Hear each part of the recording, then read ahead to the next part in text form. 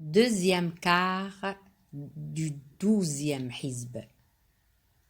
Ô prophète, ne t'afflige pas à cause de ceux qui courent à l'envie vers l'infidélité, tant parmi ceux qui proclament du bout des lèvres leur foi, sans que leur cœur y soit, que parmi les Juifs qui, friands de mensonges, prêtent une oreille complaisante au discours de ceux qui ne viennent jamais écouter les tiens, qui s'emploient à altérer le sens des Écritures et disent aux leurs: si on vous propose telle idée, acceptez-la, sinon soyez sur vos gardes.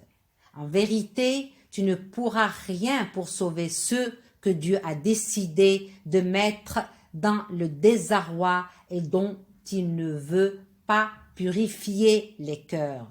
Ceux-là seront couverts d'opprobre dans ce monde et subiront de terribles tourments dans la vie future.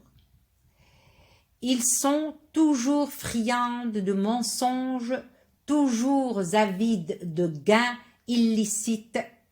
S'ils s'adressent à toi pour arbitrer indifférent, libre à toi d'en juger ou de t'en abstenir.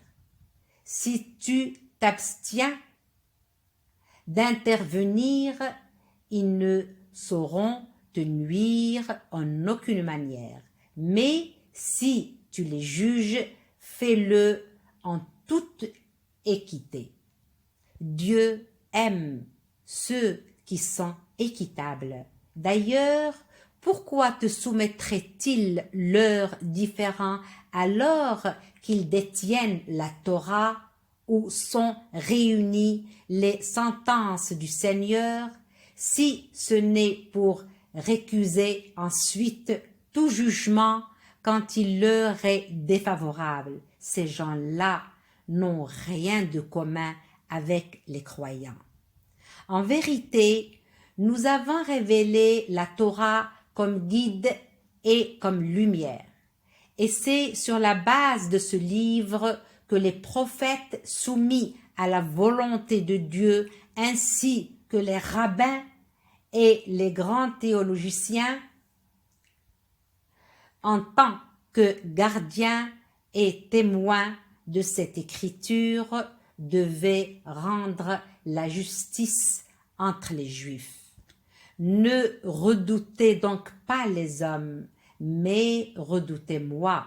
Ne troquez pas mes enseignements à vil prix. Ceux qui ne jugent pas d'après ce que Dieu a révélé sont de véritables négateurs.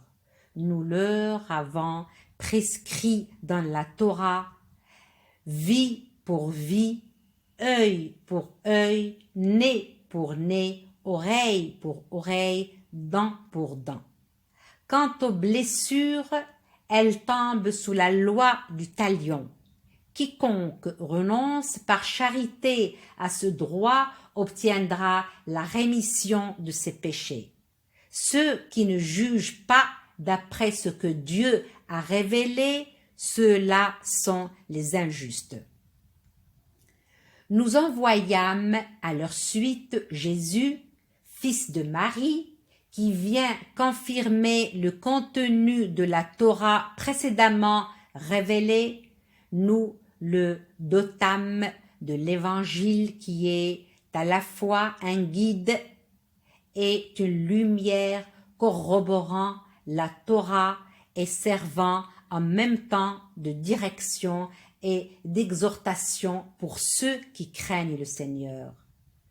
Que les gens de l'Évangile jugent donc d'après ce que Dieu y a révélé. Ceux qui ne se conforment pas dans leur jugement à ce que Dieu a révélé, ceux-là sont des pervers. À toi aussi nous avons révélé le Coran, expression de la pure vérité qui est venue confirmer les Écritures antérieurs et les préserver de toute altération. Juge donc entre eux d'après ce que Dieu t'a révélé. Ne suis pas leur passion, loin de la vérité qui t'est parvenue.